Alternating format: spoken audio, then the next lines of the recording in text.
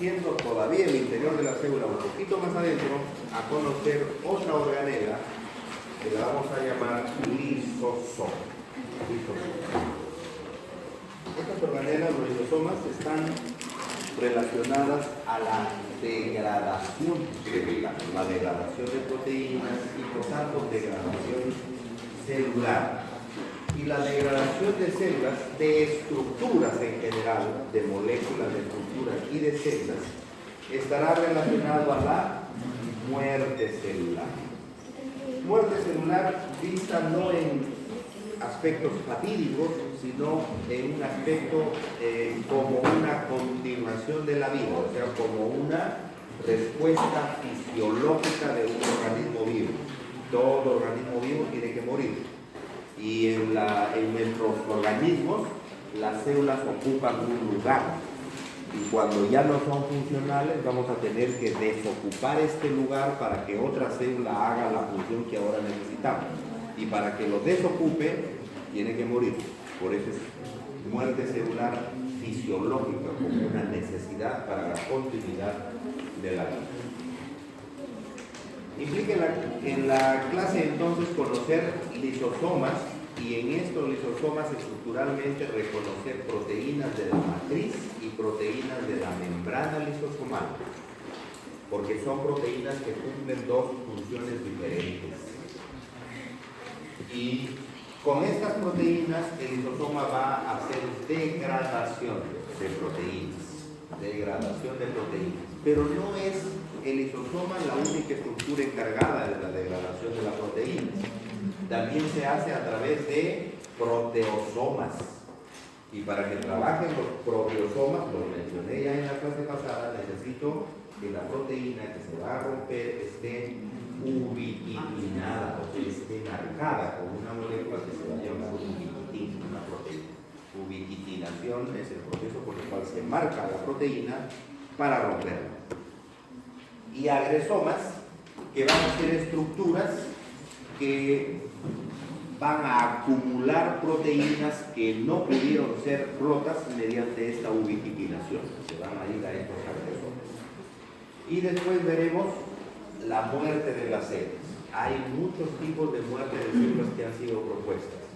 Los que se conocen los mecanismos y de los que podemos hablar con procedimientos de muerte son tres: apoptosis, necrosis y autofagia.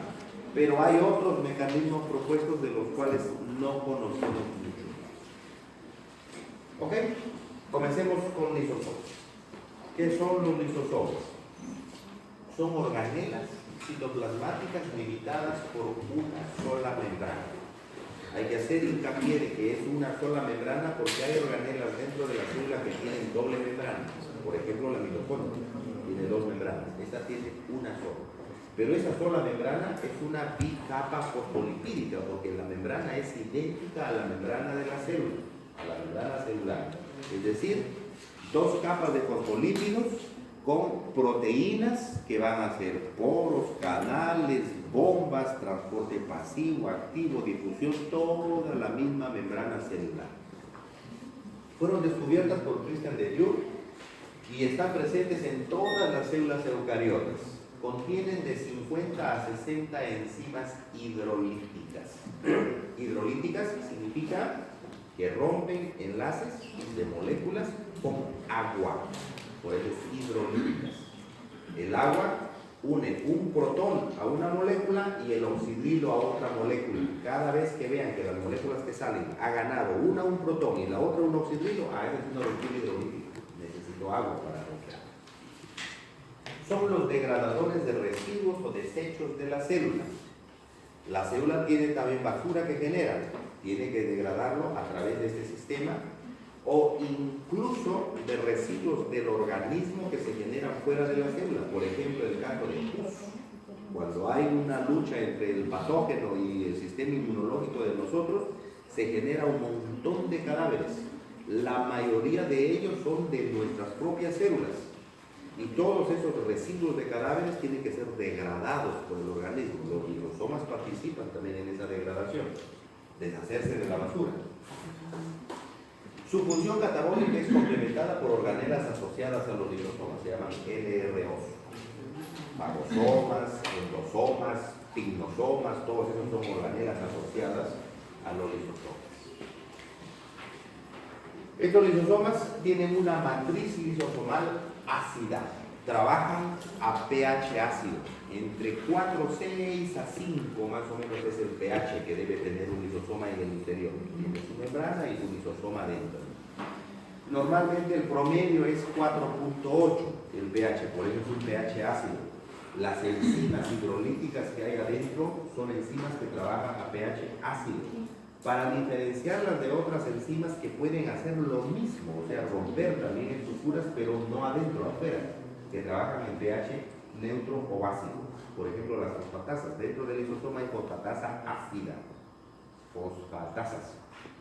Pero nosotros tenemos fosfatasa básica también. Trabaja pH básico, pero no dentro del lisosoma, afuera. Hay dos clases de proteínas que son esenciales para el funcionamiento del lisosoma. Las hidrolasas lisosomales, que van a estar en la matriz acá adentro, y las proteínas integrales de membrana lisosomal o LNPs. Estas van a ser proteínas que están en la membrana del lisosoma y sus funciones son diferentes.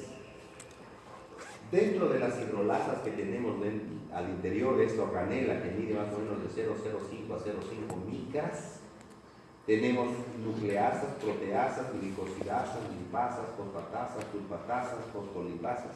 O sea, enzimas que con agua van a romper enlaces glicosídicos, enlaces peptídicos, enlaces fosfoéster, enlaces fosfato, enlaces sulfato, para destrozar todas estas moléculas.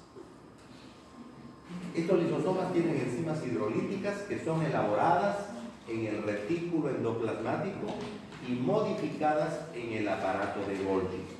En el retículo endoplasmático, acá el retículo rugoso, ahí se van a sintetizar esas proteínas, son vesiculadas, transportadas al Golgi, pasan en el Golgi de membrana a membrana y en la última membrana vuelven a hacer vesículas con las membranas del Golgi embolsando o conteniendo adentro todas las proteínas líticas que fueron sintetizadas en el retículo. Y cuando salen finalmente del Golgi, como vesículas con su membrana, se les llama lisosomas. Cuando tienen adentro las proteínas estas hidrolíticas y su membrana. Hay alrededor de 50 a 60 enzimas hidrolíticas en el interior de cada lisosoma. Degradan material procedente de endocitosis, fagocitosis o autofagia. La endocitosis, cuando uno habla de transporte de sustancias, hay dos tipos de transporte. Un transporte a través de membranas y un transporte con membranas. A través de membranas significa que la sustancia atraviesa o pasa la membrana. Este transporte ya lo he conocido de membrana. Tiene transporte pasivo, difusión, transporte activo, bombas, canales, poros, etc. Y el transporte con membranas se hace con vesículas. Ahí no se atraviesa la membrana, sino con la membrana se engloba alguna sustancia y este globito membranoso es transportado a través de túbulos con motores. ¿Ok? Ese tipo de transporte puede ser de afuera hacia adentro, se llama endocitosis, y de adentro hacia afuera se llama exocitosis. La endocitosis puede ser de tres tipos. Puedo meter hacia adentro material sólido particulado muy chiquito, moléculas por ejemplo, se le llama endocitosis solamente. Puedo meter líquidos, se llama pignocitosis. O puedo meter material muy grande, incluso organismos, por ejemplo, virus, bacterias, parásitos que pueden ser comidos, se llama fagocitosis. Pero también puedo englobar con membranas algunas organelas de la misma célula que no están trabajando bien, que estén mal. En ese caso se llama autofagia. Se comen sus mismas organelas para destruirlas porque no están funcionando bien. ¿En qué participa el lisosoma mediante esta actividad de degradación de partículas o proteínas? En la degradación del volumen. Claro, porque Si hay algo que está funcionando mal y la célula está aumentando de volumen, esa célula es tumoral, esa célula no está bien. Entonces lo que hay que hacer es achicarla, hay que romperle cosas para que disminuya el volumen. En degradación de volumen participan los lisosomas para destruir moléculas que no funcionan bien. En el procesamiento proproteínas, muchas proteínas nuestras no son producidas como proteínas activas, sino como proteínas inactivas. Claro, porque necesitamos activarlas frente a determinado estímulo. Por ejemplo, tenemos proteasas en nuestro jugo gástrico, en el estómago, pepsina, tripsina, quimotripsina, que rompen enlaces peptídicos para las proteínas, para romper las proteínas. ¿Se imaginan qué sería si yo tuviese todas mis proteasas en mi estómago activos y no como proteínas? Comenzarían a destruir las proteínas de mi estómago. Entonces, mi organismo, la naturaleza nos ha dado esa facilidad de producir esas proteínas como proproteínas. Entonces, la zona de la proteína que se va a encargar de romper el enlace peptídico está trabada con la cola de la misma proteína y de tal manera que no puede trabajar. Cuando yo como proteínas, eso es comunicado a mi cerebro y mi cerebro le comunica a mi estómago, está comiendo proteínas. Entonces, en ese momento se activan estas proproteínas. La activación es cuando viene alguien, una hidrolasa, y le rompe la cola. Al romperle la cola, lo destraba y la proteína comienza a romper las proteínas que yo estoy comiendo. Porque hay una manera de asegurarme que no esté trabajando cuando no la necesito. Procesamiento proproteínas. En el procesamiento de antígenos, cuando un patógeno entra a mi organismo, mi sistema inmune tiene que enterarse quién entró, qué bacteria entró, qué virus entró, qué parásito entró. Pero no puedo reconocerlo a la bacteria con mi célula, con mi linfocito, porque la bacteria es un monstruo enorme para mi linfocito. Puede mi linfocito ser más grande que la bacteria, pero él no puede reconocer cosas muy grandes. Entonces lo que tengo que hacer es destrozarlo a esa bacteria en pedacitos chiquititos que se van a llamar antígenos. Y este antígeno en la superficie del fagocito es mostrado a los linfocitos para que lo reconozcan y comiencen a fabricar defensas contra ese antígeno. Por eso se llama en el procesamiento de antígenos. Tengo que destrozar al agresor, a la bacteria. Es el procesamiento de antígenos. En la degradación de la matriz extracelular, si yo tengo un montón de pus que está hacia afuera, entonces tengo que degradar toda esa parte que está hacia afuera, porque eso es basura. Entonces tengo que tragar esa basura y con lisosomas destrozar toda esa proteína, las moléculas que hay ahí, para ver qué recupero y qué boto. Pero no puedo dejar la basura tirada. En iniciación de apoptosis, o sea, cuando la célula ya no es útil, entonces hay que comunicarle a la célula que como no funciona, o lo que hace ella, su actividad ya no es útil, no se la necesita, bueno, lamentablemente tiene que morirse, o sea, tiene que suicidarse, porque ya no eres útil y el espacio que estás ocupando lo necesitamos para otra célula que trabaje en ese momento. Ese suicidio de la célula se llama apoptosis. Y en el inicio de la apoptosis voy a necesitar lisosomas para que comiencen a destruir a esta célula que ya no me es útil. Los lisosomas tienen proteínas integrales de membrana. Esos son las hidrolasas del interior. Y tienen proteínas integrales de membrana lisosomal llamadas LNPs. Aproximadamente hay 25 en lisosomas de mamíferos. Estas proteínas las tenemos de dos tipos, las proteínas asociadas a membrana y las proteínas integrales de membrana. Las proteínas asociadas se llaman LAMPs y las proteínas integrales se llaman LIMPs, proteína integral, y asociada a LAMPs.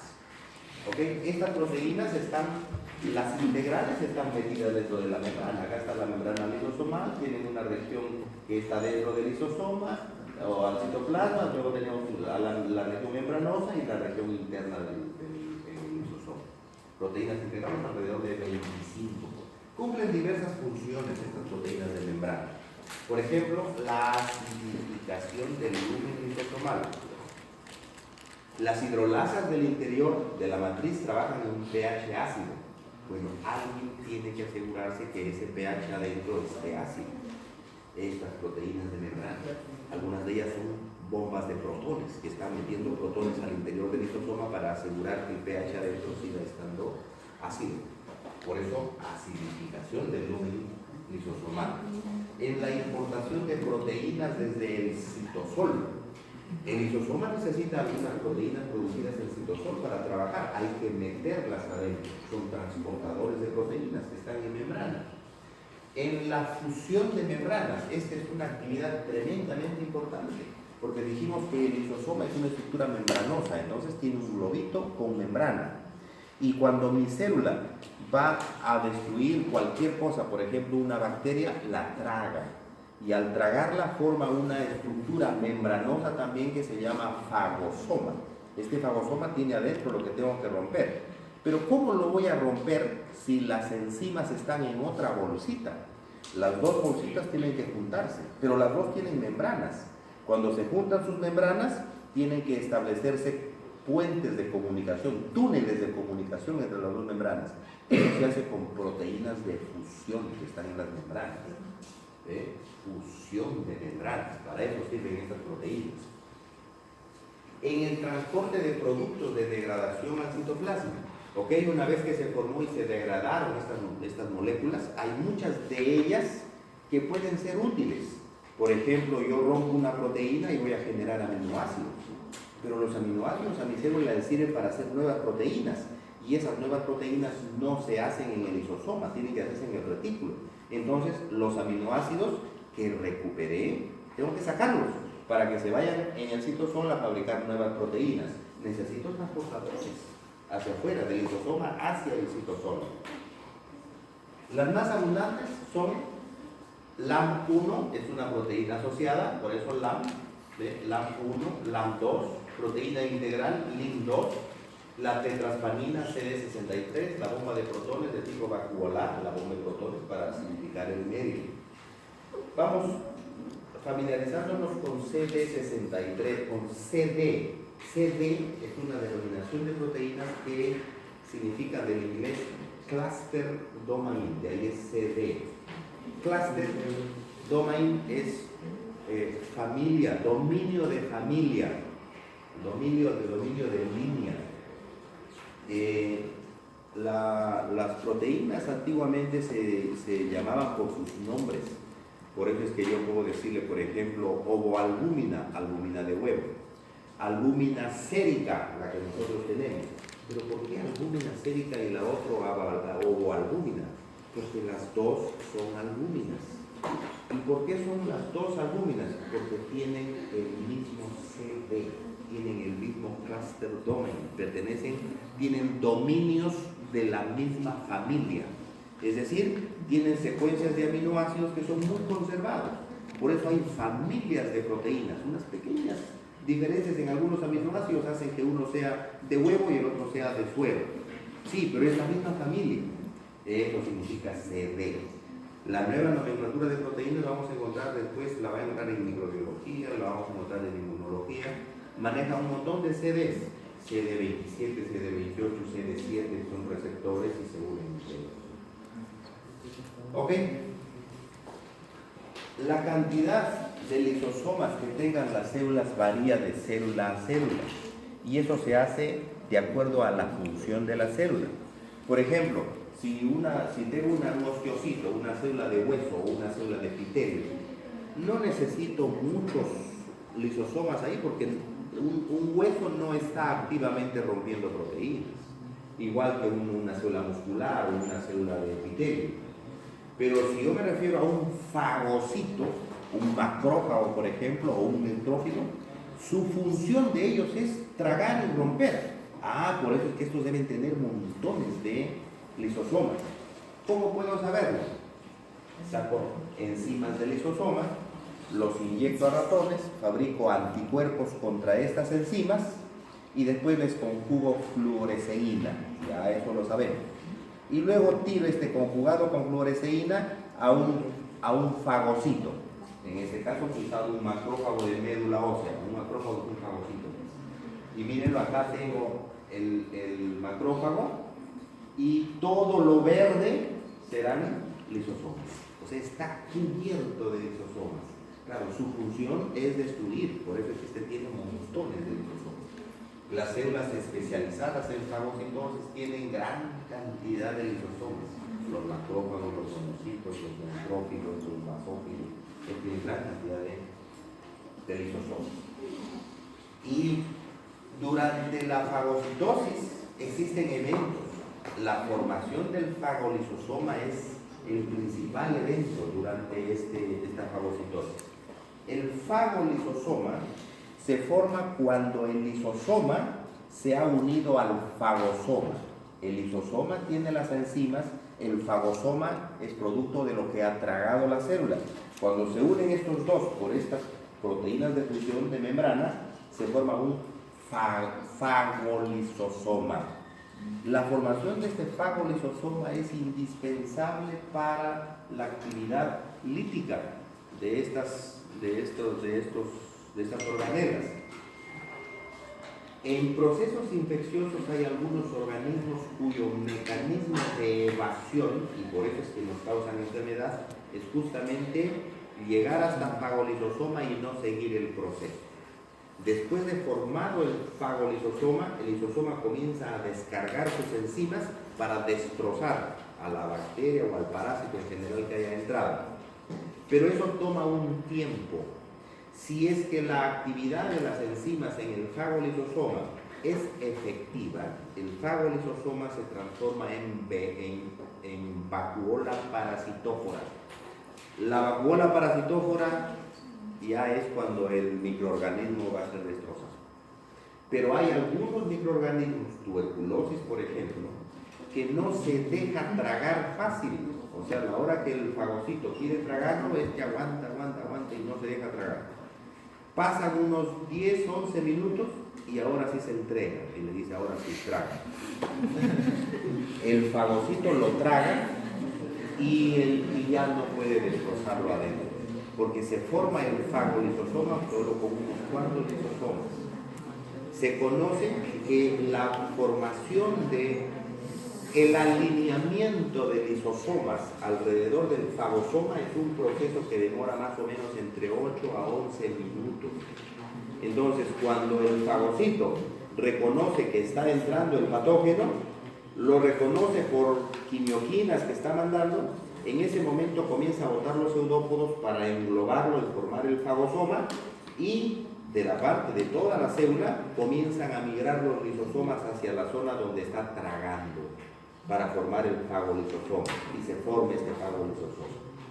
¿Ok? Pero eso demora entre 8 a 11 minutos. Si es que en ese tiempo no ha entrado el patógeno, la célula considera, póngalo entre comillas si quieren, considera que fue falsa alarma, o sea, no hay patógeno. Entonces ordena a sus lisosomas diluirse otra vez para estar alerta en toda la célula y se van. En ese momento es cuando el patógeno dice, ahora sí tragan, y lo traga. Pero cuando entra, ya no hay lisosomas ahí, ya se han diluido. Entonces, los pocos lisosomas que llegan a descargar sus enzimas no son suficientes para destrozar. Es un mecanismo de evasión. Si eso sucede, entonces va a comenzar a duplicarse el patógeno dentro de la célula y causa infección. Es el caso de tuberculosis. Porque si funcionara bien, los lisosomas van a dar cuenta del patógeno y se acabó, entonces nunca nos enfermamos. Pero hay mecanismos de evasión. Y es visible, esto se lo ve con microscopía electrónica. Miren, acá tenemos, por ejemplo, un fagocito que ha tragado algo que lo veo esférico, debe ser una levadura, cándida probablemente, que es redondita, una esferita, y este es el fagosoma. El fagosoma es una estructura membranosa, porque se ha formado con la membrana de la célula, que ha tragado y lo ha embolsado. Esta es la membrana de la célula, ahora es membrana fagocítica, y esta es la levadura. Y por acá habrán un montón de lisosomas que están migrando a esta zona para descargar su contenido y romper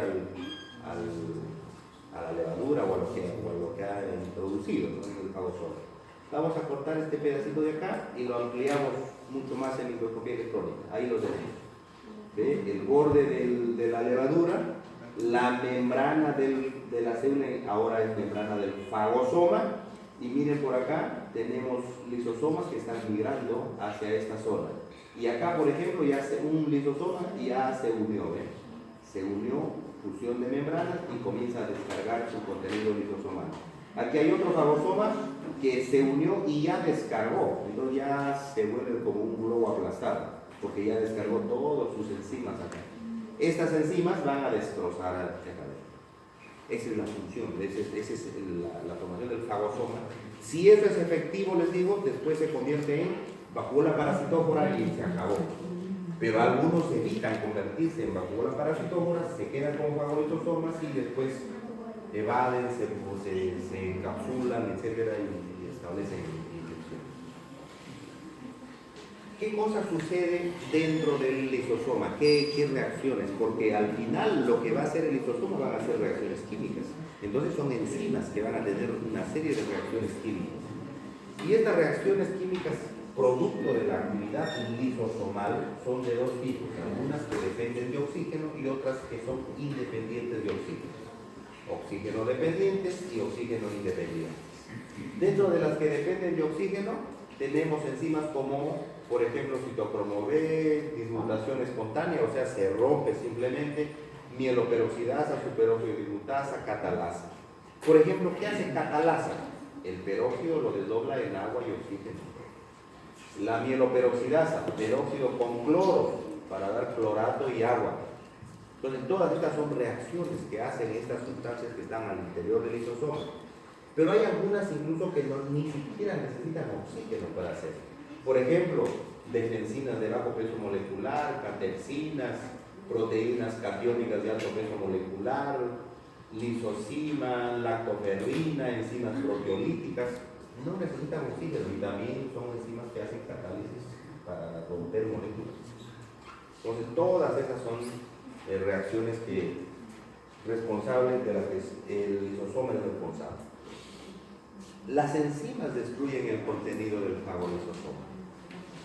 Aquí la partícula es englobada, los pseudópodos, se cierran las membranas, se forma el fagosoma y después los lisosomas se unen al fagosoma, se unen y forman el fagolisosoma.